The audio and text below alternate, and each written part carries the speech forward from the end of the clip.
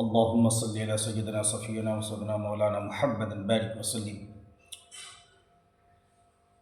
صلاۃ والسلام علیک یا رسول اللہ صلی اللہ علیہ وسلم۔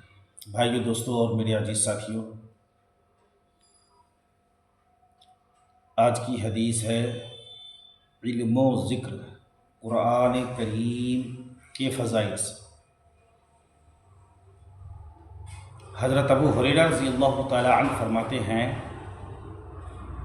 کہ رسول اللہ صلی اللہ علیہ وسلم نے صدقہ فطر کی نگرانی پر مجھے مقرر فرمایا تھا۔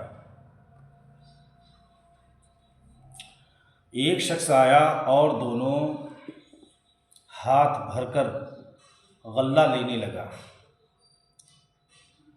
میں نے اسے پکڑ لیا اور کہا کہ میں تجھے ضرور رسول اللہ صلی اللہ علیہ وسلم کے پاس لے چلوں گا۔ اس نے کہا، میں ایک محتاج ہوں، میرے اوپر میرے اہل و عیال کا بوجھ ہے اور میں سخت ضرورت مند ہوں۔ حضرت ابو ہریرہ رضی اللہ تعالی عنہ فرماتے ہیں کہ میں نے اسے چھوڑ دیا۔ جب صبح ہوئی، نبی اکرم صلی اللہ علیہ وسلم نے مجھ سے فرمایا، ابو ہریرہ، تمہارے قیدی نے کل رات کیا کیا؟ اللہ تعالی نے آپ صلی اللہ علیہ وسلم کو اس واقعے کی خبر دے دی تھی۔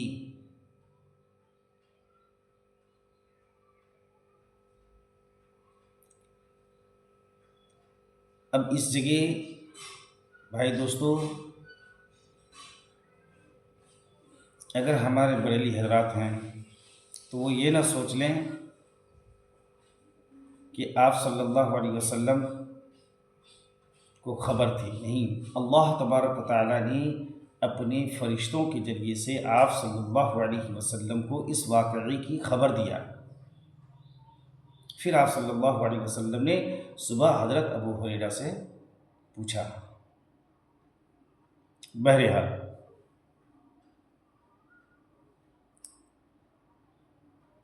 میں نے عرض کیا، یا رسول اللہ صلی اللہ علیہ وسلم، اس نے اپنی شدید ضرورت اور اہل و عیال کے بوجھ کی شکایت کی، اس لیے مجھے اس پر رحم آیا اور میں نے اسے چھوڑ دیا۔ آپ صلی اللہ علیہ وسلم نے فرمایا، خبردار رہنا، اس نے تجھ سے جھوٹ بولا ہے، وہ دوبارہ آئے گا۔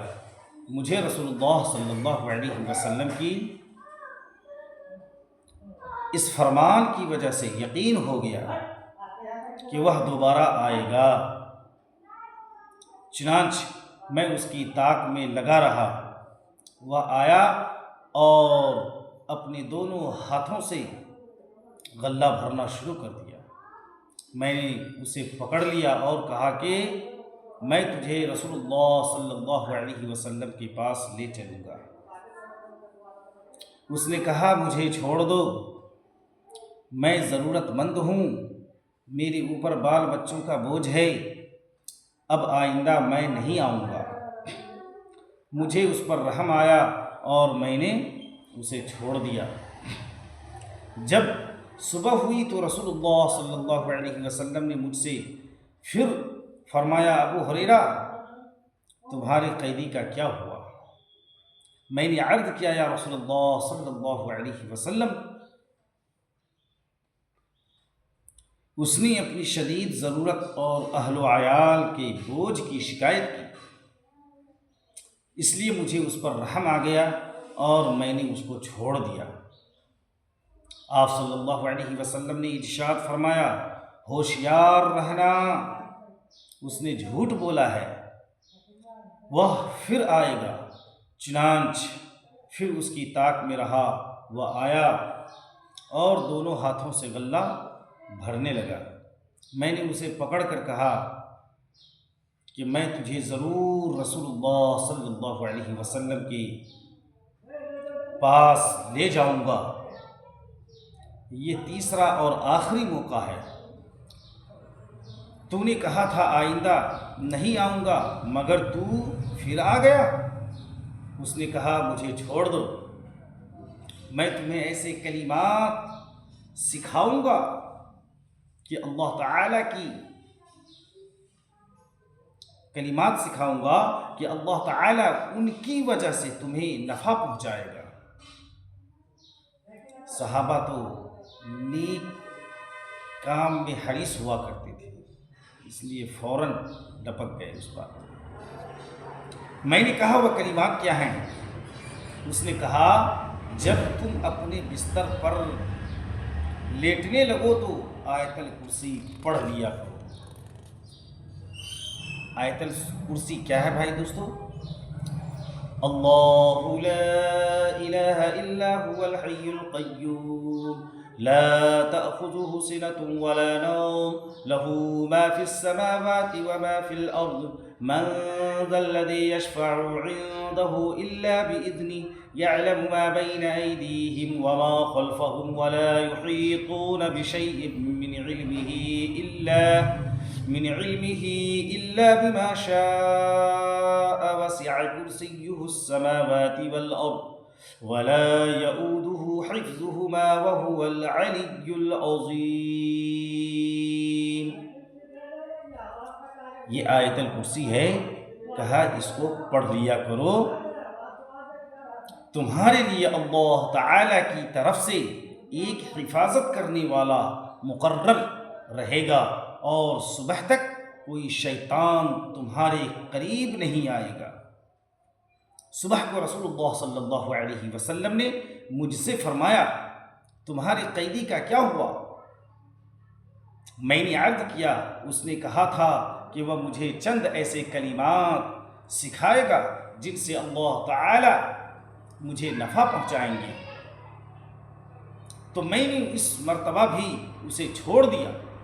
رسول اللہ صلی اللہ علیہ وسلم نے فرمایا وہ کلمات کیا تھے؟ میں نے کہا کہ وہ یہ کہہ گیا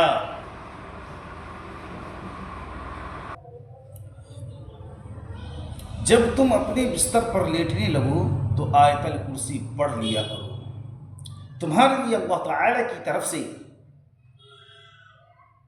ایک حفاظت کرنے والا مقرر رہے گا اور صبح تک کوئی شیطان تمہارے قریب نہیں آئے گا۔ راوی کہتے ہیں صحابہ کرام رضی اللہ تعالیٰ عنہم مجمعین خیر کے کاموں پر بہت زیادہ حریص تھے، اس لیے آخری مرتبہ خیر کی بات سن کر اسے چھوڑ دیا۔ آپ صلی اللہ علیہ وسلم نے ارشاد فرمایا غور سے سنو، اگرچہ وہ جھوٹا ہے لیکن تم سے سچ بول گیا۔ ابو ہریرہ تم جانتے ہو کہ تم 3 راتوں سے کس سے باتیں کر رہے تھے؟ میں نے کہا نہیں۔ آپ صلی اللہ علیہ وسلم نے ارشاد فرمایا وہ شیطان تھا جو اس طرح مکر و فریب سے صدقات کے مال میں کمی کرنے کے لیے آیا تھا۔ حضرت ایوب انصاری رضی اللہ تعالی عنہ کی روایت میں ہے کہ شیطان نے یوں کہا تم اپنے گھر میں آیت الکرسی پڑھا کرو، تمہارے پاس کوئی شیطان جن وغیرہ نہ آئے گا۔ بخاری اور ترمذی کی حدیث ہے۔ اللہ تبارک و تعالیٰ سے دعا کریں کہ اللہ تبارک و تعالیٰ ہمیں اور آپ کو ان حدیثوں پر عمل کرنے کی توفیق عطا فرمائے۔ وآخر دعواہم ان الحمد للہ رب العالمین۔